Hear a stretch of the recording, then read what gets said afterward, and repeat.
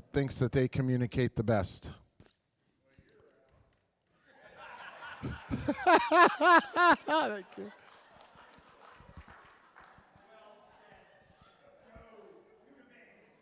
That actually could have been my favorite part of the reunion so far. Yeah.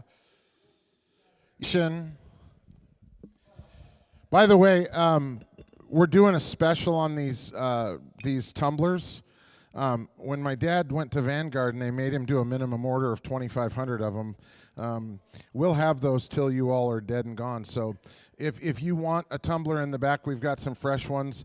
They were $10. We're going to let them go today for $10. And if you want to just go ahead and get one, go ahead so I don't have to take them home. I'm sick of looking at them. So communication.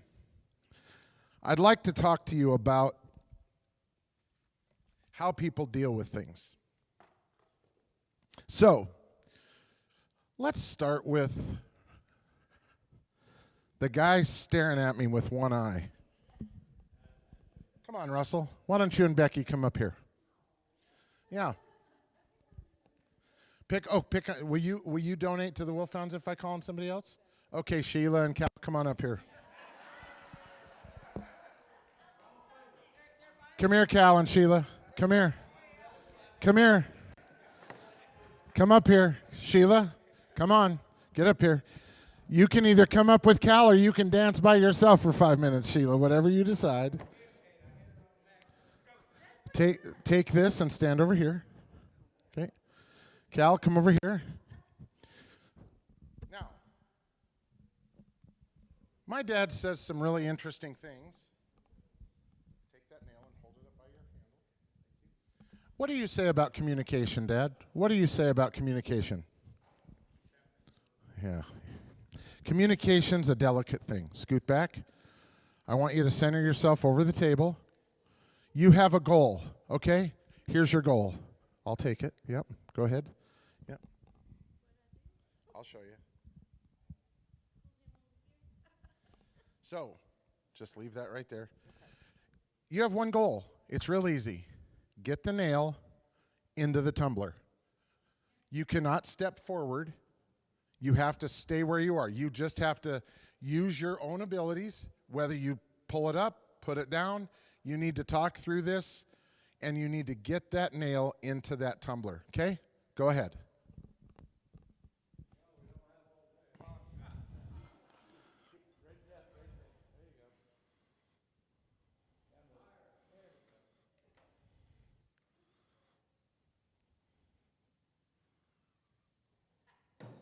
It's okay. Come on. No, she got it. Come on.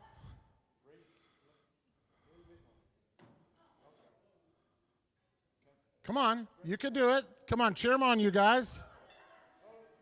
Get it in. Get it in.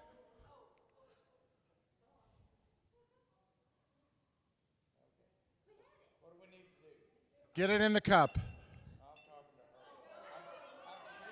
Yes. Okay. Okay. All right. So let's see who else. Cy and Jim. Come here, Cy and Jim.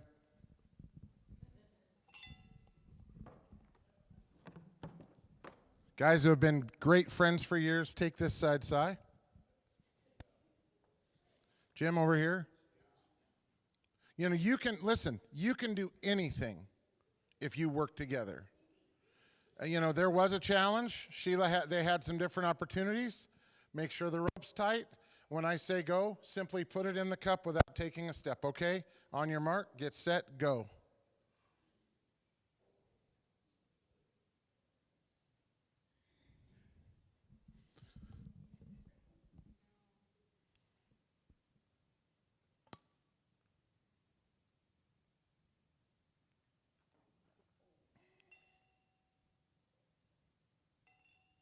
Whoa! I mean, like two masters. Yes, sir. You probably don't know it, and this is a really awkward time to say it, but Jim and I have been secretly married for the last 10 years.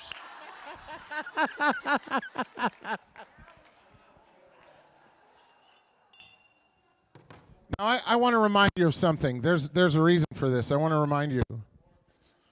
You know, in your lives, there's a season where there might just be one thing. You might be dealing with one thing.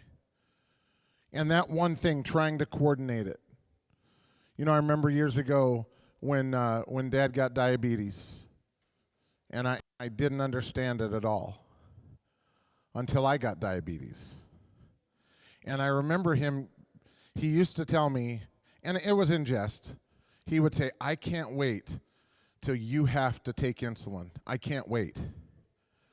And I was thinking, you're a sicko, you're psycho. You've been to Vietnam, so we have to forgive you for that.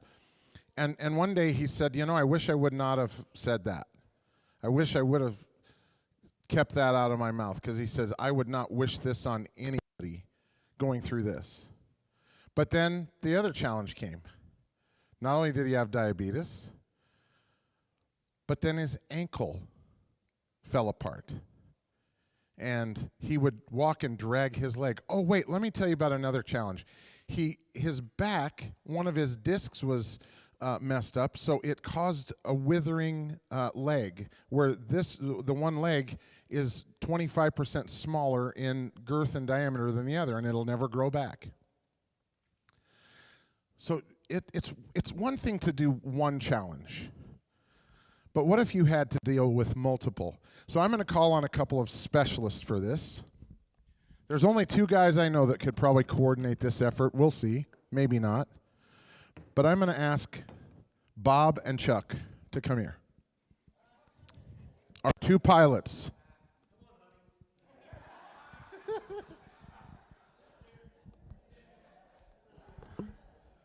Well, we know which one's the work wife for sure. We know it.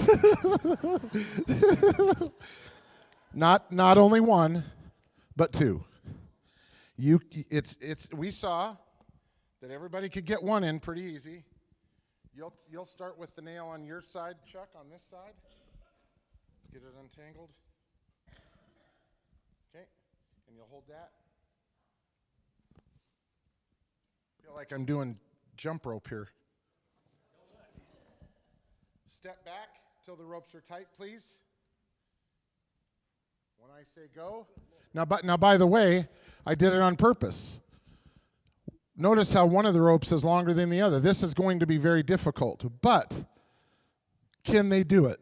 Can they take a challenge that looks impossible? Okay? On your mark, get set, go.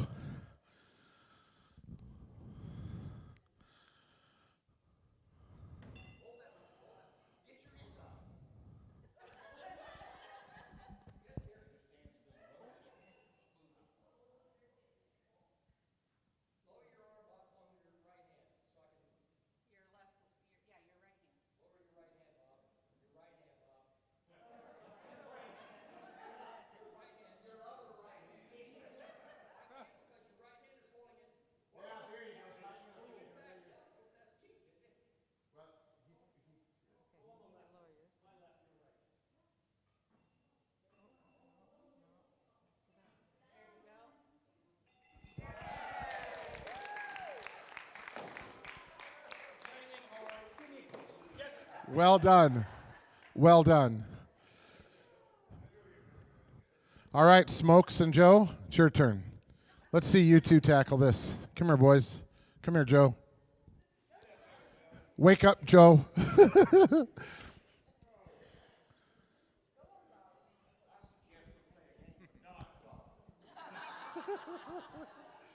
Over here. The ropes. Stretch out till the rope's tight, fellas. I'll give you this, Nance. Do that, Joe, but I'll knock it down. Give you that.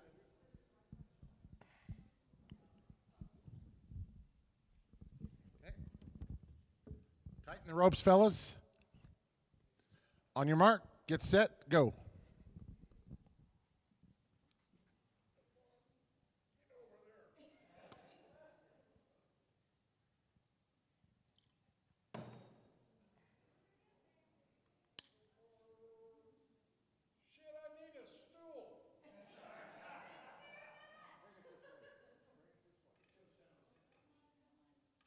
Attaboy.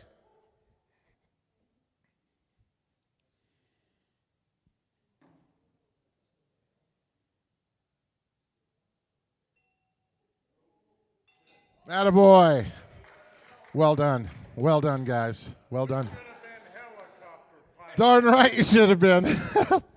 Here's what I want you to take away from that. We had several people do it several different ways. When Chuck and Bob got in, they said, let's do them at the same time. Let's work them together. And they got close to the end, and then they worked it out. Smokes and Joe focused on one at a time. That I just want you to understand, you will do best in your own cadence. You can't find a cadence that works for somebody else. You have to find the cadence that works for you. You have to find the rhythm that works for you, the schedule that works for you, the whatever it is. You need that rhythm for yourself. As I'm growing older, I'll be 52 this year. 52 or 53? I don't know. 53. Yeah. And I'm finding that every day I get up, I do the same thing. I take a shower, do all the stuff to get ready, go down, get my coffee. For me, I get my Bible out, and I try every day to start in a regiment. Then what happens next is probably 7 out of 10 days I go to Chick-fil-A. That means I get in the car, I go down to Chick-fil-A, I get a biscuit with a side of honey or grape jelly and a water and take my pills. And because I office at home, then I come back in the office and I start getting my day. And people say, why do you go to Chick-fil-A? Because I need to get up in the morning and I need to go do something. It's sometimes if I just am home, I will get stuck in it where I might not get up and get ready for the day. But if I'm getting up, and that's just my cadence. That's just and that might change, But in my life right now, that's it. Thank God I don't have too many obstacles. In this season of our life, we don't have too many physical things. Some of the things we have to deal with, number one, we pastor a church, so we're always juggling other people's fires. And then we juggle things like in our family. There's things in our family that are out of rhythm, and we have to work. Our daughter is in a different part of her life right now, and she lives down the street, and we're trying to figure out how do we stay connected with her. My son moved to Florida, so he took our grandkids to Florida, and that's a tough challenge for us. When we wrote our story of how our family lived happily ever after, it never involved my son saying, I'm going to rip the chapter of us living happily ever after out and us moving to Florida because I want to do what is best for my family. And I actually almost had a breakdown. I thought, you're taking our grandkids away from us. What are you doing? And we had to work that out. We get to see the grandkids. Really, we can, I can see those kids whenever I want. I just have to pay for it. So I save miles. And in fact, I'm getting ready. I'm counting the days. I think it's 63 days. And I'll get on an airplane. I'll go pick them up. It's so cool how technology is. I can get on the plane at 6 in the morning. I can be down there. I can get their car seats. I can have them back in the house by 8 o'clock that night in our house. And they get to be with Mimi and Papa for 2-3 weeks. Now, I'll tell you, we're wrung out. We're exhausted. We always say, we should not do it that long next time. We should do it shorter. But you know what? That's just our cadence right now. That's just so you got to find your cadence. If your cadence is how, a lot of you, I know, probably don't sleep through the night. I don't know how to tell you how to improve that cadence. I would tell you to ask somebody that's a specialist or of someone you trust how you can do better. Maybe they'll tell you there's no way to do better. I don't know. But keep knocking it out. Keep trying. Keep moving forward. Don't just sit there and decide, I'm done. Because if you say that to yourself, you're done. Keep rocking. Keep doing it, okay? So I'm going to pick one name this morning who I want to visit with.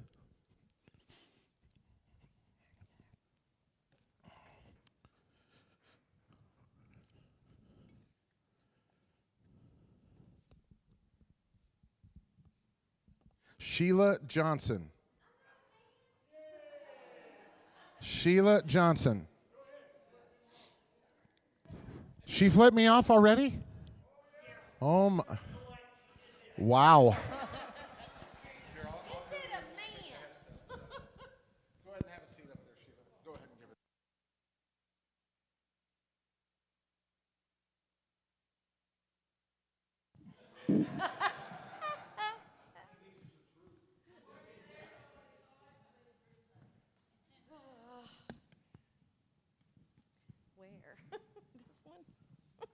Where? This one? You can sit there. I'll let you. Okay. So, how's it going this morning? Well, I'm not a man. Well, I'm not a man. I mean, I gathered that. You said I'm going to call a man. Oh, I did? I did not mean that. I'm sorry. My next victim is what I meant to say. Okay. So, how many years have you guys been married? Hold that up so we can hear you. 30. 30 years? And so were you guys married previously? Yes. Okay. Yeah. Yeah. How many kids do you guys have? I have 2. He had 1. And what's it like when you met Cal? Did you know he was a veteran? Yes. And he told me. okay, tell me how you guys met? Tell me about that. My cousin worked with him at Michelin, and she told me, she said, I have somebody I really want you to meet. So she set us up on a blind date. And where did he take you on that blind date? To the bar. And did you at least get some chicken wings out of the deal, or Yes, he did feed me. okay?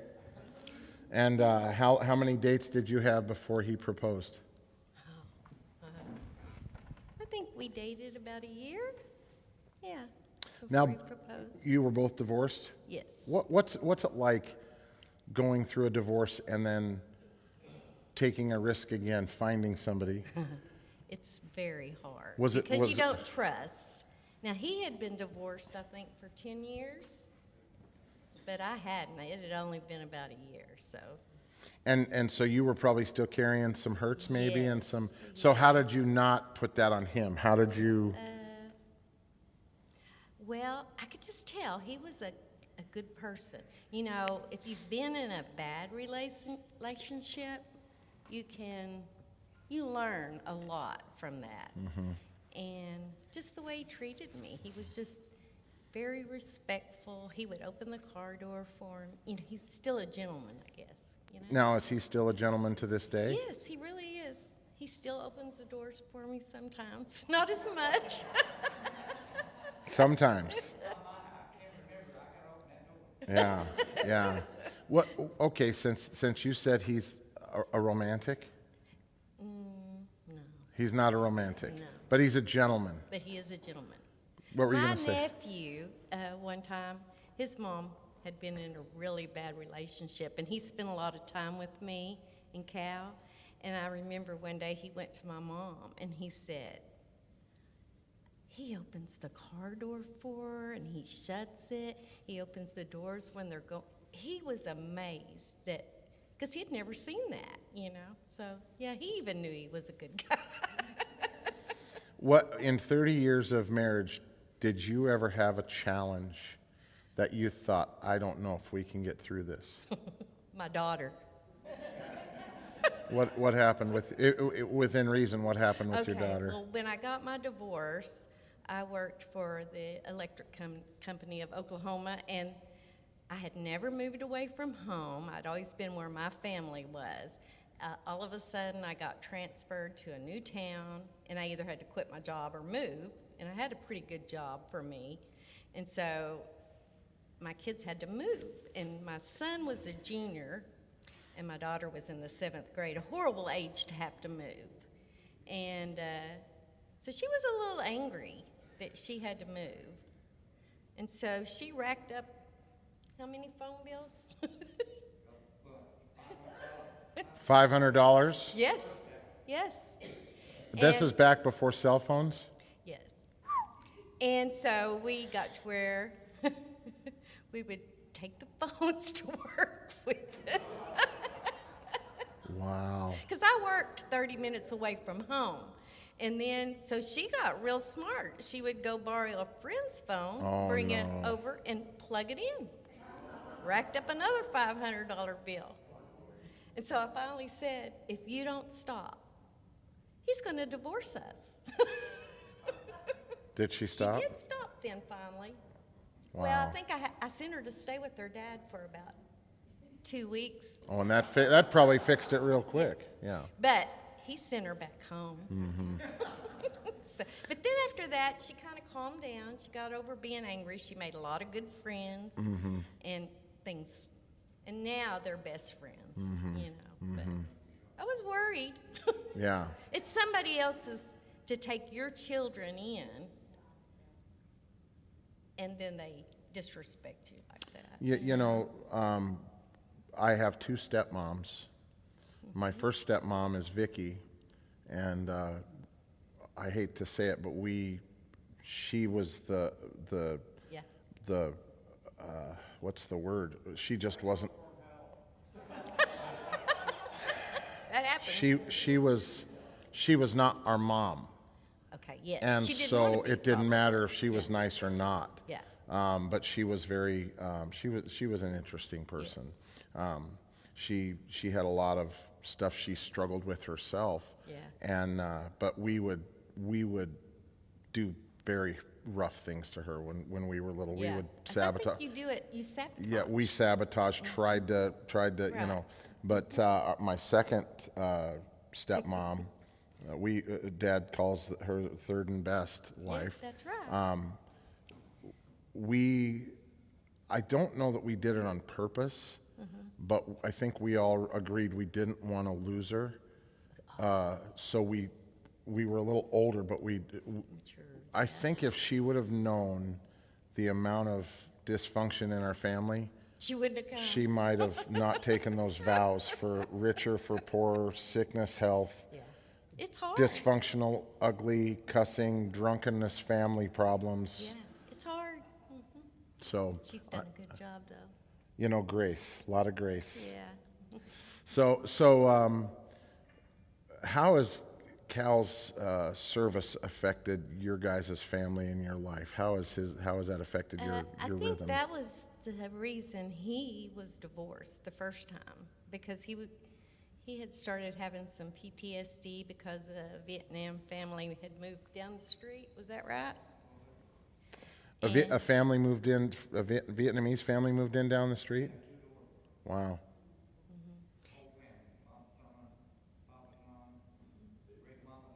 Wow.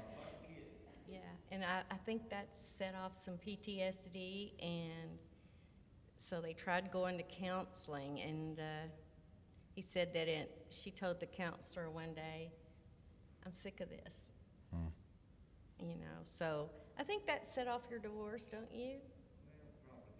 Yeah. Yeah. And then, so we had talked about all of it. He told me he had issues. And I told my kids, I said, if he's asleep on the couch, do not walk up and touch him. You can throw a pillow at him, but don't walk up and touch him. You know, they knew. And really, I know he's had some nightmares, but he's never touched me. So, I don't know, we've just done good. Other than that, sometimes he'll just, you know, he'll shut everything out, you can tell, but.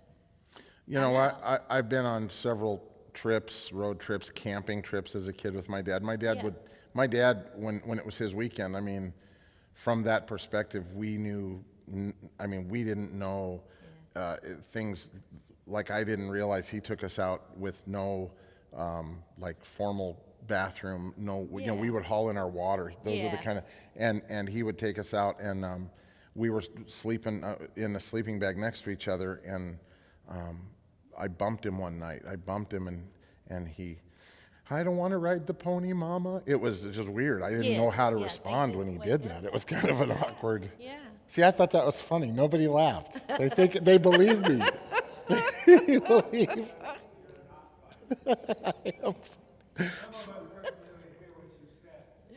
I said that he was sleeping in the sleeping bag, and I was next to him, and I nudged him. And when I nudged him, he shook and said, I don't want to ride the pony, Mama. There it is. Thank you. I'll be here all week. So you learned his rhythms early, Yeah. and then now, when did you guys retire? I retired. I had to have a tumor removed out of my spinal cord. It was on the inside, My gosh. and it really messed with my nerves and my back, lower back, neck. So I retired in 2005. Yeah, I took early retirement because the doctor kept saying you cannot go sit back at the desk and be bent Wow. over all day. You Wow. know. So, and then he retired in 2008 because he got prostate cancer from Agent Orange. And it's amazing how that war has affected the lives of so many men Every and one of women. Yeah, I think about that sometimes, and I think 1 year of their life changed who they are. They're not the person they were when they went. They were babies, you know. Yeah, I've mentioned that many times to many people. They programmed them, Yeah. but they never deprogrammed them on the way out. Right. They Yes. never unwrapped never what they got did. any of Yeah. that, yeah. And to this day, I mean, there's certain things, and you know, I actually didn't know until someone actually said to me one day that I was telling them my dad's a vet, and they said, "Where does he sit in the restaurant?" And then the light bulb went off. Yep. I never ever thought about it. And then through my mind, I went back through all the moments. We never sit in a place where he can't see. The door. I mean, it's always like that. So Cal. You know, he forever. I did not know he carried a pistol everywhere for all the whole time, and I never Sure, knew. it just never was. Yeah, one day I was cleaning his truck. I was detailing the truck for him, and I saw this old green towel, and I pulled it out and about killed myself. The pistol fell, and Yeah. it scared. I ran in. I said, "Hey, there's a pistol in your truck." He goes, "Yeah." I said, "How long's that been in there?" He goes, "Since I got home from Vietnam." Yeah. I said, "Why do you have a pistol?" I was like, "Why?" Why do you need that? What are you gonna, you know, I was in shock, but Yeah. that's just part of the rhythm, you know. And you learn that, yeah, you do. So, grandkids? Yes, we have 6. Wow. I think 6, right? Any great And one brand new great granddaughter. Great-granddaughter, Clara. She's 5 months old. great granddaughter? That's amazing. Now, was one of your grandchildren like did some kind of beauty pageant, or I always did one of them? Macy, but she What didn't was do a Ma- beauty what pageant. was Macy's thing? I felt like she was always. She was very, very smart girl. In the 7th grade, she scored like a 31 or 32 on her ACT. And she was invited to the state to meet the state school superintendent, and she got an award. They offered her to go to some college. Do you remember Duke, maybe? That whole summer, but she didn't go. And then, but now she's in school. She went to OU, and now she's in dental school at OU. Maybe about 1.5 years, 2 years. I don't know. She'll be a dentist. So, what kind of legacy are you and Cal leaving for your grandkids and your great grandkids? How will they remember you guys? I think the stability, all of them as they've grown up, they come to us. There's peace. We're stable. We're their safe place, I think. You know. That's awesome. Yeah. Do you have any favorite reunion memories? Do you have any particular moments at any of the reunions that you just loved or stuck with you? Yeah. I can't think which ones that I had thought about that yesterday. Mine's blank. I do like when y'all were in the fishing trip and Nasa about fell in the lake. Oh yeah, that was great. I just really enjoyed all of them. Yeah. You know, so it's just amazing to me. Oh, I know one thing. Okay. When we went to Vegas, that was our first one, and I was thinking, you know, he's not going to remember these guys. He won't know who they are. We walked in the room. They knew each other immediately. It was like they had never been apart. They had been together that whole time. So that was amazing. You know, there's Hedgie, there's Big Joe, Big John, Smokes, and what's his name? Who? Cal? Yeah. Did he have a nickname? Johnson. I think they called him Johnson, didn't they? My first squad leader called me John? John. Okay, that's what it was. Gotcha. So, you know. Yeah. It's just amazing. It was like, and then see, when I see a picture of all these guys when they were there, I'm thinking, that's not who they were. You know, they all look older now. They don't look like they did when they were kids. So how did they remember each other like that? Yeah, that's an interesting thing. You brought that up. The first reunion in Washington, when I got the videotapes sent over and I started watching them, I remember these men sitting there and they started looking at a book, but when like Ray walked in the room for the first time, I mean, it was magical. You know, John Cook walked in the room and yeah. the whole atmosphere changed. You know, does. just this, Yes. and they knew, and they started talking like they were back in Vietnam. Yes. It was this, you could see this weird Yeah. camaraderie Yes. happening. So, anything that you want to tell us, anything that's important that you share with the group that we need to remember or think about, or Yeah, I really hope that we can continue, you know, getting together at least once in a while. Why I think is it- it's important for these guys, and I think us wives have gotten to depend on, you know, we've all become family, Yeah. all of us. So, yeah. and I know it's going to be hard moving forward, but I think all of us would be willing to help you if you needed it. That's very nice of you. You know, I think all of us need each other in some Exactly. form or fashion. Exactly. I think we're better together. And you know, today's I've been dreading our memorial service a little bit. Not Yeah. dreading, but Yeah. you know, it's tough when we have to see a name on there that, you know, Yeah. the last reunion, you know, John Cook was here. Yes. And he fell a couple times, and he had a heck of a time. That was a challenge for He him. did, but he made it. But he was here, And he was and here. And he you was know, always and smiling. had his granddaughter here, and the one before that, Dale Berg. You know, Yes. just different things that. Every reunion is kind of hard because we're starting to lose. But you we just gotta, whoever comes, we stay the course. We Yes. keep it going, and yeah, I think that's great. And I, you know, since you brought it up, we're talking about it, where we would go, what we would do.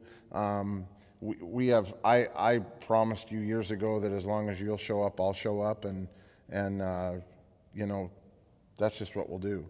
Okay. And so thanks for saying that. We appreciate you and all your work that y'all have done. It's When you pointed the mic, that wasn't at him. That was at my wife, right? You didn't Yes, point it at yes. him. Yeah, because he's not doing anything. Don't And say Laura.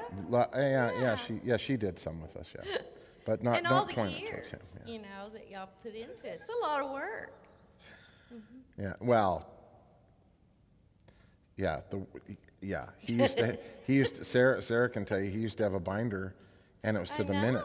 I It was to know. the minute. And You know. Sarah, she's Sarah worked so for years, hard. for Yes. years, for years. Sarah had a mission of, for years, 3 surprises. Yeah. She had to have 3 surprises. Yeah, And it's always been wonderful. it's amazing. Yes, very, very much. We've had great entertainment. We've had great speakers. Mm-hmm. That I've learned something from all of them. Yeah.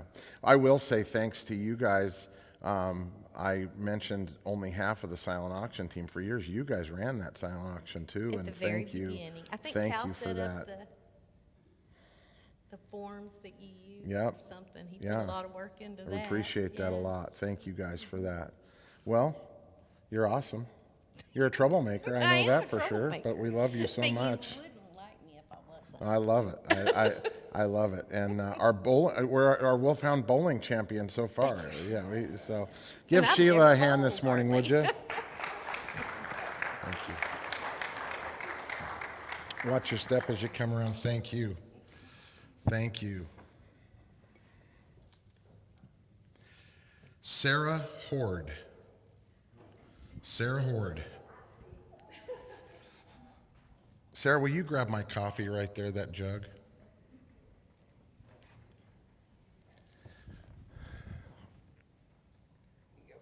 Good morning. Good morning. How's one of the Wolfhound's favorites doing this morning? Doing well, doing well. I look at you guys, and even on those days when I don't feel so good, I have nothing to complain about because there's nothing that day I could have that would even come close to anything you guys have been through. So thank you for that reminder that keeps me going every day. How's, I noticed Bob was here. Did he must have stepped out? Bob is still working on the house from afar. He's on the phone this morning with our welder who is building a rack for my new cutting tables to go in, Mary Ellen. I'm getting 2 4-foot by 18-inch cutting tables that will go together and latch, so we're going to have a really great place to quilt. Yeah. So give us a little insight into the last year of your life. What has been going on in your world lately? It was a challenging year. I don't want to go into too many details, but as you guys know, when I got here last year, I had just had surgery for a shattered elbow, and then we had gone to Montana to go to a dinner with John, and that didn't work out because Bob became sick, and between that, building the house, and my boss and getting he promoted. was in the hospital. Bob came home and was almost in the hospital at the same time John was. We didn't have to keep him overnight, but yeah. So we've had some challenges this year. Like I said, won't go into detail. It's nothing that y'all haven't been through yourselves. But we're on the mend, and hopefully I'll be back in the saddle again for the next year. So Bob and Sarah and Dad, they have a friend that lives in Branson, and he was military, and I don't recall what he did. Chris Wright was a 3-tour medic in Afghanistan. And they nominated him for Big Hearts. Sorry, Mary Ellen, I didn't mean to sit out of your view. Big Hearts Under the Big Sky does like a Wounded Warrior hunting trips, fishing trips, but you have to be nominated. Your name has to be brought in. And Dad got nominated and won, and that was great. He got an elk. Nice elk. I mean, that was a very cool trip, but it was very hard because the challenges a veteran faces. And so Chris gets nominated, but they needed a sponsor. Right. And so Dad was his sponsor, and so no one realized, Dad, if you're a sponsor, you have to go up, and for Dad, it's a 2-hour, 10-minute drive. You have to go give a speech. You have to go, be with your kid you sponsored, and Dad falls and rips his artery out of his kidney. He's in the hospital, and I'm there, and Bob and Sarah are coming, so they're going to be at the speech, and they've got a presentation that they want to do, the LZ in the Sky. They wanted to bring that, and it was all this thing, and all of a sudden, I get a call from Sarah, and she says, Bob's sick. So I had to go to the hotel where they were, pick up the stuff for them. I had to take his speech, and so I show up at the Big Hearts and stand in for you guys. For all of us. But yeah, so Chris, that was cool that you guys had that connection, but you came to Montana and you were hoping to get to interact, and then all of a sudden Bob got sick. So let's go back to the very first reunion. Branson, Radisson, am I allowed to say that? Is that a profane word? No, it's not what happened with the Radisson is that they sold, and the people who came in took over, and they no longer do groups. Mm-hmm. So not a bad word. Now it's called Thousand Hills Timeshare. That first reunion we met, that was a very challenging, like two orbits colliding. We didn't know the Radisson, and the Wolfhound is this giant moving organism of chaos. Is that the right way to say it? Well, now my first encounter was probably 15 years ago this week. Wow. Somebody, Jim and Mary Ellen, walked into the Radisson. I think you guys went to the front desk, and they called me up. They said, there's a couple up here who want to talk to you about a military reunion. I had worked in the military reunion for probably 4 or 5 years and didn't know this group, and I knew that they were extremely upset with the Grand Plaza.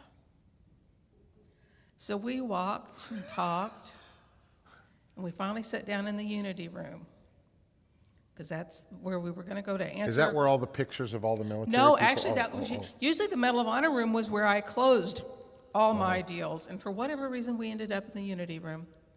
And it always stuck with me because it was the one room in the whole hotel that had 3 sides of windows, and you could look out, and it was green, and it was beautiful. And that day, we signed a contract and put down the deposit, and it was so quick. And I had no idea the tsunami that was coming. The tsunami of Big John. Yeah, I remember back then, like I would have never, just from a technical perspective, I would have thrown such a fit. Well, I mean, it was a challenge. I think the very first thing you and I had our encounter with was like a 350-foot internet cable. Yeah. That had to be run from back then, one of the lower offices in the back, all the way, because I don't even think they had Wi-Fi back then. No, there was no Wi-Fi. And there was no internet in the room. And so we had to, challenge after challenge. We had to after run it challenge. through the back hall in the kitchen. And then one year at the Radisson, my pastor his mother died. And then I had to have a friend come and set up for me, and I literally came within minutes, but I called you panicking because I needed a special lighting Connector. cable, a 5-pin, and you said, I gotcha.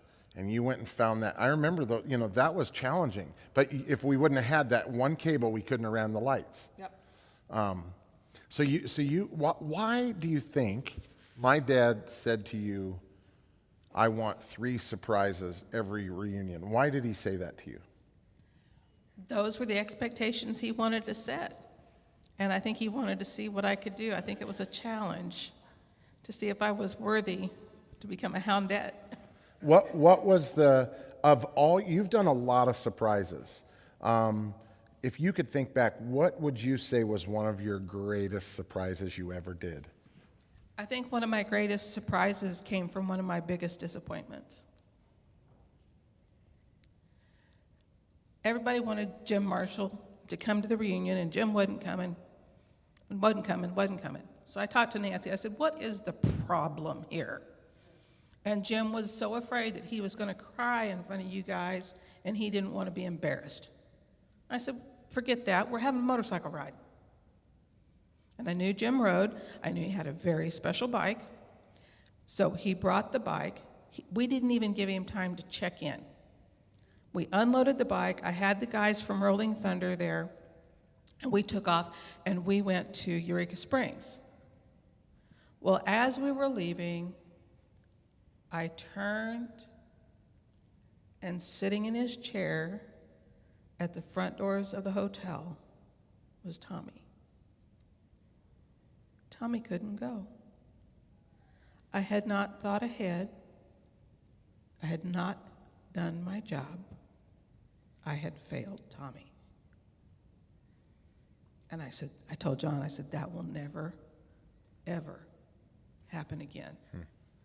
No man left behind means no man left behind.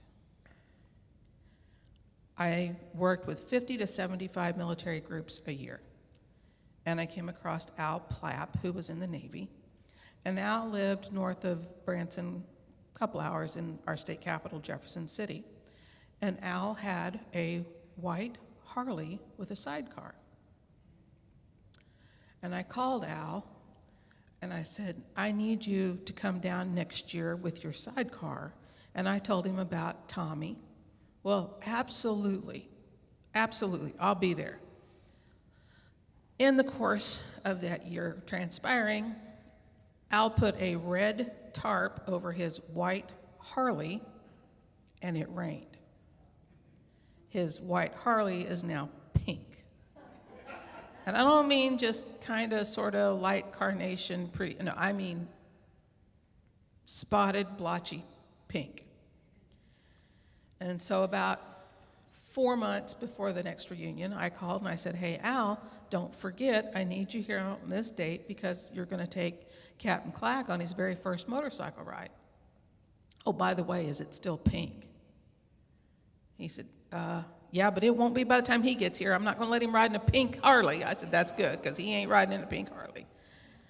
So seeing the look on Tommy's face as we're going down the road, we kept trying to tell him to shut his mouth or he's going to be eating bugs. But if you all know that Tommy doesn't smile real big very often, but he's going down the road like this. And that, for me, I've got many, many wonderful memories. But that one, I felt like I had fixed the wrong that I had done, and I had left no man behind. And to see the smile on Tommy's face was just amazing. Did you, beyond that memory, did you have a favorite reunion as a whole? Like you would say, oh, this was my favorite reunion. The one where I became a Wolfhoundette.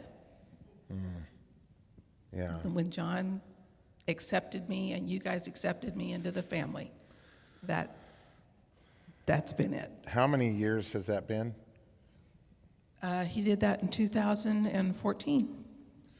On the every 11th year, we have dues that are due, and it's your dues are $1,000, and we need them like right now. We'll discuss a payment So if we plan when can the reunion's get over. Rick's checkbook.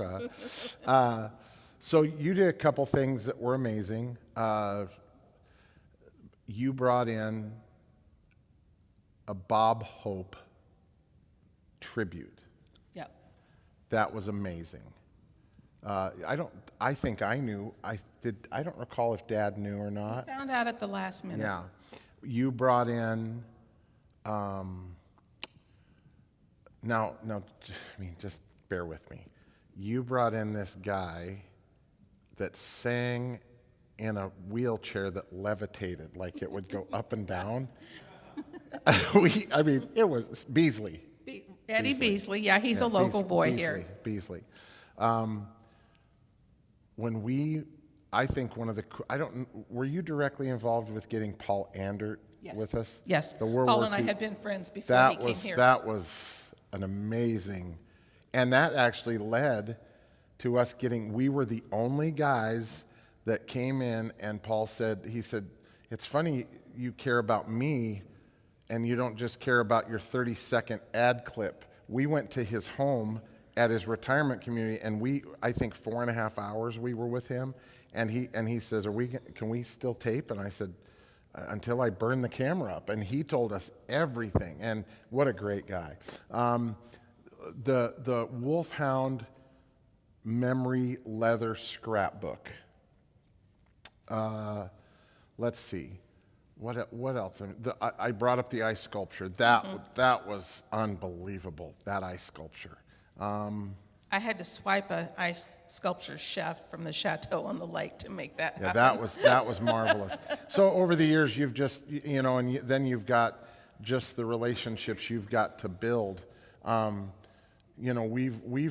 It's been a difficult, when you think about having to go from the Radisson where we were fine and then coming over here, the one when we went to Branson. Now, I know a lot of the vets didn't like that place. I thought it was a great venue. That resort was amazing, but I think they didn't know how to take care of the vets at that point. Well, at the Westgate Branson Woods Resort, 2016, we had a young lady who was the sales manager. Her name was Divine, who turned out not to be so divine. Divine had a problem with telling the truth, at which time when Becky Jewsbury took over and saw all the disaster that reunion entailed, fired Divine. So the Wolfhounds are directly responsible for the following improvements at the Westgate Branson Woods Resort. The director of operations was fired within 3 weeks after you all left. The cleaning company was fired within 3 months after you all left. Divine was fired before you got there. And the then vice president of sales flew from Orlando, Florida, into Branson, Missouri, to take me to lunch to apologize, to which I told him there was no apology accepted. He's like, she's never bringing another group here again, is she? And Becky's like, no, Louie, she's not, ever. So after the 2012 reunion, Papa John takes me on that father-daughter walk. What went right, what went wrong, and you're now responsible for 3 wows for each reunion. And I took that to heart, and it meant something to me because it was the first time that I knew what my expectations were from John. And I told Becky, about the day before the end of the reunion, I said, Papa John's going to take you for a walk when this is over. And here's what you can expect.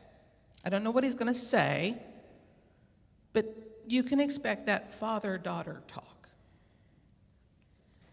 And we were in the post-conference meeting where John and Dick and Paul and Jim excused Becky and I from the meeting. And Becky was like, oh, no. I'm like, Let's go make copies of the survey. Come on. Because I knew what John and the guys were about to do. They were about to have it out with Dave. There was a whole story behind that. That's for later. And we come back, and everything's done. And I told Becky, I said, it's time for your walk. Becky's like, oh my God, I can't do this. He's going to be so mad at me. I'm like, he's not mad at you, okay? So John takes her on the walk, and he tells her, you're better than this. You need to find a new place to work.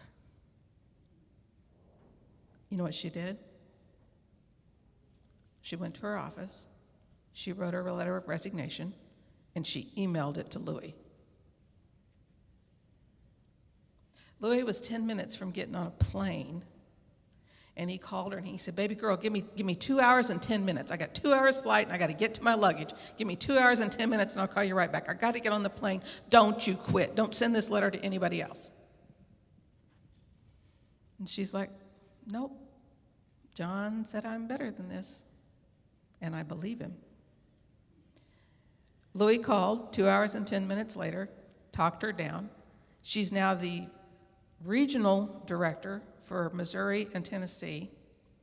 And she calls me and she said, it's post-COVID, I have no staff, I'm drowning in paperwork. Would you come over and help me out? I said, how could you possibly be drowning in paperwork?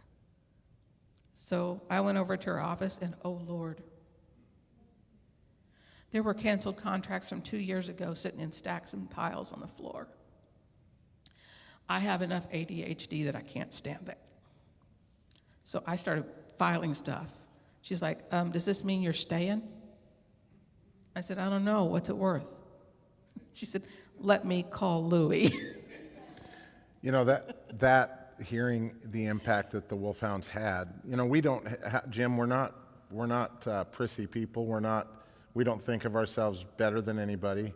I think at the end of the day, we just want what they said we would get, and we didn't. And you guys just said, hey, wait, you said this, it wasn't this, and let's figure that out. So, Yeah, your room had a ring in the bathtub, or John's maybe had that. And somebody's had soured milk in the refrigerator, and the shuttle service didn't run. Yeah, and for the veterans, we have to have accommodations for mobility. So, it's really amazing. And, you know, John, Dad, you've said this many times, that the whole dimension of the reunion changed when you came along. So thank you for being here. I know many times it's sacrificial. I know many times it's, you know, this year has been a tough year. And, but thank you and Bob, when Bob did the LZ and, yeah.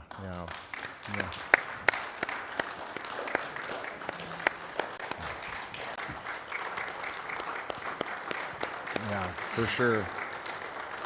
Thank you for letting me be a part of this family. You Yeah. guys don't have any idea of how every day you're still a part of my life, whether we're together or not. On my computer screen, no matter where I've worked, sit down, I'm not that important. On my computer screen, I've always had a picture of Tommy, and it says under it, "Have you done everything you can for your veterans today?" There have been days when the answer was yes. In this past year, there's been a lot of days when the answer was no. But it kept me focused on there are people with greater needs than mine. And for me, they're all in this room. Thanks for everything. And I was going to say, Bob, so he could hear this. Are you awake back there, Bobby? There he is. I remember Bob had a restaurant back then. And when we came over, prior to I think we came and did a site visit, and we were in Branson with you for a visit. And we got to go to his restaurant. And Shindiggers. Well, you guys actually went to both of his restaurants. Yeah. He had Bumstead's Burgers. Bumstead's. And Cal, I believe Nalani sat on your lap before she sat on Joe's lap. And I think we have pictures to prove that. I have that picture. Yes. But Joe, we were over there, a few of us were over there, and we looked up and we saw this T-shirt folded in a frame. And I can't remember what triggered it, but something was missing on or something. I said, look at that, Rick Galley's name's right there. Look at that. And then I noticed that one of the guys' names wasn't, and we got them to sign it. It was your dad's. Yeah, your name was not signed, and we pulled that picture down, and you signed it. And that was very emotional to see Rick Galley and that memory of him that will never be forgotten. He was such a special, him and Nace were so special in our reunions. And both of them had signed that T-shirt. That T-shirt Yeah. was from 2012. yeah, that was an amazing. And then Bob at the time had connections, and he's the reason my dad got diabetes. Because my dad ate himself silly at the breakfast buffets that Bob catered in from Golden Corral. Yeah. And so you can thank Bob for the insulin pop. The brisket, the amazing brisket, yes. So thank you for everything you and Bob have done and continue to do, and your family with us, and it's wonderful. It's wonderful. Thank you. So, yeah, thank you. Yeah. Okay, so I saw a couple of you walking out for breaks because your poor little bodies couldn't hold it. So I'm going to give you 15 minutes. We are starting our memorial service at 10:50 sharp. Hey, Tim, Yes, sir. would everybody remember Women Veterans Day? Because today is Women Veterans Appreciation Day. Not just us, the women veterans. When is it? When is it? Women's Veterans Day is today? Oh, awesome. Okay. For women. Yeah, for women. Okay.